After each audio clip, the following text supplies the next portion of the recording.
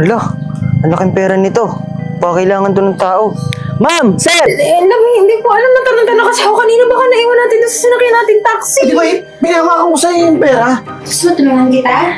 Total, malaki utang na loob namin mag-asawa sa'yo, pati ng anak ko. Talaga po bang hindi mo ba nakakahiya? Ibig niyo sabihin, mayaman si Justin. Actually, matagal ko nang hinahanap yan si Justin.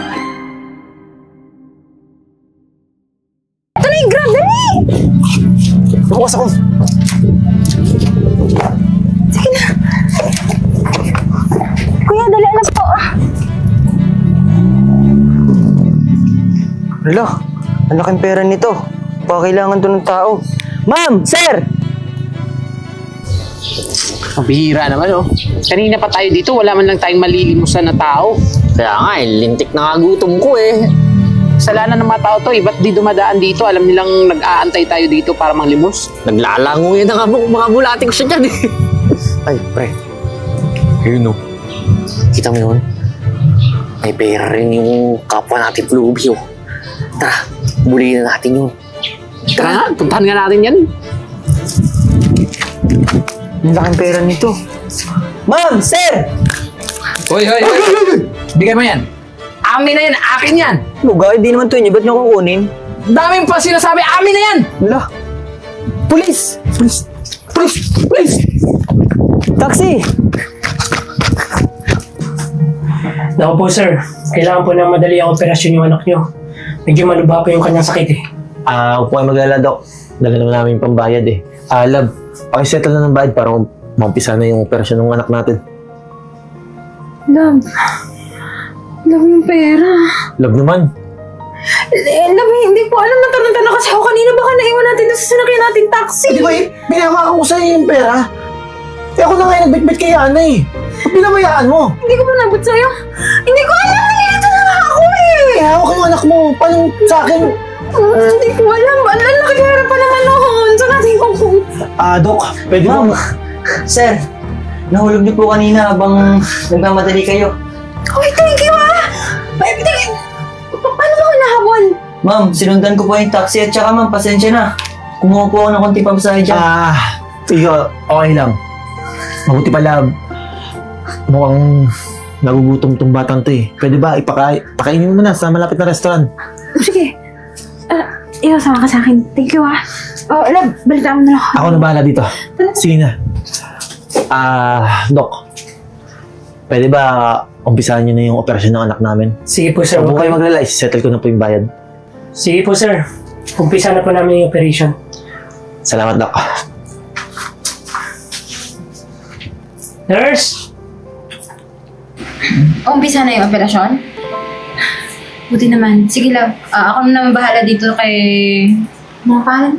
Justin po. Dito kay Justin. Papakainin ko lang, then kita tayo mamaya. Punta ako dyan, okay? Waitress! Hi ma'am, good afternoon po. Good afternoon. Ikaw anong gusto mo kainin dito? Ay, saglit lang ma'am. Uy, ikaw, bawal ka dito. Marami kang pulubi ka. Pwede mo na mamasalat? Teka lang, miss. It's okay. Kasama ko siya. Ako bahala. Ako magbabayad na kakainin niya. Pero ma'am, baka kasi mandira yung mga customers namin eh. Miss, customer ako? Hindi ako nandidiri. Okay? May utang na loob ako dito sa taong to, kaya just take our order, okay? Bigyan mo na lang kami ng dalawa nito, tsaka juice. Sige po. Thank you. Alam mo, nakakatuwa yung katulad mo Sa ibang mga kagaya mo, hindi na ibabalik sa amin yung pera, pero tinulungan mo kami. Ma'am, nakita ko po kasi yung sitwasyon niyo. Maraming salamat Kung di dahil sa'yo, baka hindi maoperahan yung anak namin. Malagay siya sa panganib. Napakalaki ng utang na loob ko sa'yo. Ikaw ba talagang sa kalsada nakatira? Ma'am, hindi po ako talaga sa kalsada nakatira. Pinalayas po ako ng mga kamag-anak ko, tsaka po mga magulang ko po ay wala na. Naglayas ka? Gano'n katagal ka ng sa kalsada nakatira? Siguro ma'am, mga 3 buwan na po. Hirap na hirap nga po ako mag-adjust, gawa na hindi po ako sanay sa lansangan. Alam mo, sa the way na magsalita ka, parang may pinag-aralan ka naman eh. Gusto mo tulungan kita? Total, malaki yung utang na loob namin mag-asawa sa'yo, pati ng anak ko. Talaga po bang di po ba nakakahiya? Ano ka ba? Basta kakahiya kung hindi namin ibabalik yung tulong na binigay mo sa amin. Kung gusto mo, sa bahay ka nang tumira, kahit tumulong-tulong ka sa gawain bahay, okay lang. At least nakatulong kami sa'yo. Sige po ma'am, napakalaki po ng tulong niyo sa akin. Sige. Siya. Hintayin lang natin yung order ha, tapos kumain ka na mamaya sa makanan sa bahay ha. Sige po.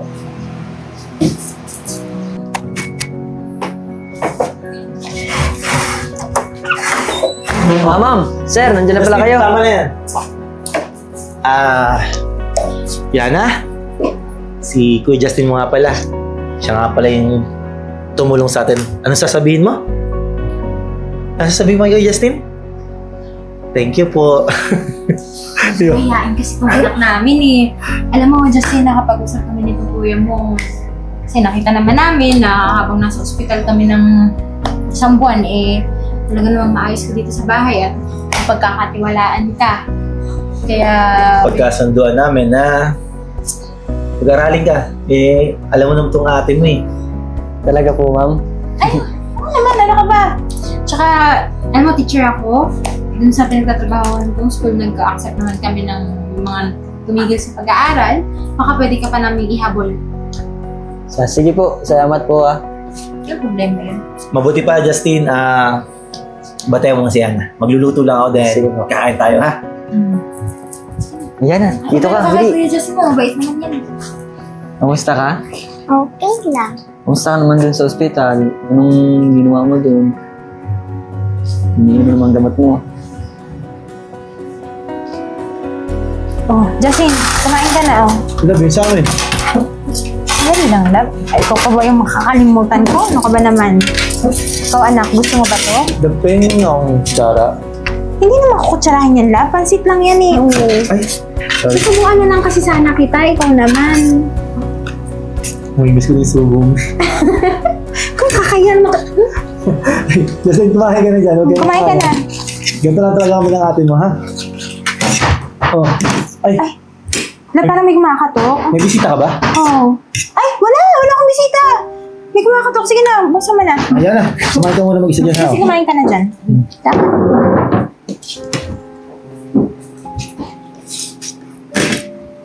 Tama. Attorney, mapupo kayo. Thank you. Attorney, ba't ka Justin. nandito? Nagkakalala po kayo? By the way, ako nga pala si Attorney Espanyola. Ako yung family attorney nila Justin. Teka lang, attorney nga. Naguguluhan kami. Ibig yung sabihin, mayaman si Justin. Actually, matagal ko nang hinahanap yan si Justin. Pinapahanap na siya ng pamilya niya. Kasi may malaking kayamanan o pag-aari ang pamilya niya na sa kanya iniwan. Talaga po? Attorney, nakita lang kasi namin siya sa lansangan kasi nga tinulungan niya kami. Pati mo naman sinabi na may kaya pala yung pamilya niyo. Kasi nga, pinamaltrato siya ng mga kamag-anak niya. Akala nila siguro is makukuha nila yung kayamanan. Ang masama nun, kailangan niya si Justin para makuha niya yung kayamanan kasi sa kanya nakapangalan lahat ng pag-aari ng pamilya niya. Justin, bakit di mo naman sa amin sinabi na mayaman ka pala? Di sana kami mismong lumapit kay attorney para matulungan ka. Di ba, love? Ala, ayoko nang bumalik doon. Baka kung ano naman gawin nila sa akin doon. Attorney, hindi ba niya kayang makuha yung mga mana niya para siya yung mamamahala, hindi yung mga kamag-anak niya? Actually, lahat naman ng pag-aari na naiwan ng mga magulang niya sa kanya nakapangalan. At saka, mag-iisang anak yan. So, lahat ng karapatan ay naka Justin. At dahil nasa wastong gulang na naman siya, pwede niyang gawin kahit anong gusto niya doon sa mga naiwan sa kanya. Attorney, excuse lang laba. Medyo nasusunog na yung ano eh. Ito, wait lang, babalik po ako. Attorney, kung kaya naman pala niya makuha, bakit hindi? Justin, alam mo, huwag kang matakot. Kami parang pamilya mo naman kami. Dito ka tumira. Huwag kang mag-alala, hindi namin pagsasamantalahan yan. Pera mo yan, may karapatan ka sa pera mo. At kung natatakot ka na samantalahin namin yan, andyan namin si attorney. Basta kami magsisilbi lang kaming guardian mo. Dahil malaki yung utang na loob namin sa'yo. Tsaka, Justin, huwag kang mag-alala.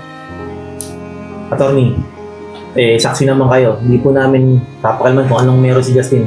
I-guide lang namin siya para Magamit niya sa tama yung perang makukuha niya. Actually, pwede naman talaga yung gawin Justin yun. And as a legal lawyer ng ng pamilya niya, pwede ko namang i-transfer na lahat sa kanya yan. Yun po kung okay lang kay Justin at kung gusto niya na tumira dito sa amin. Okay na okay po. Talaga? Opo. Sige, kung gano'n naman pala attorney, mabuti pa. sumabay ka na sa amin. Kumain ka na din. Hintay ka na masunod yung niluluto namin. Love. Sige po, masarap yan attorney. Marami pa doon sa kusina. Kuha ka na lang. Actually, paborito ko talaga to Pansit. Paborito ko to. Sige, Okay na, kumain ka. attorney, tikman mo.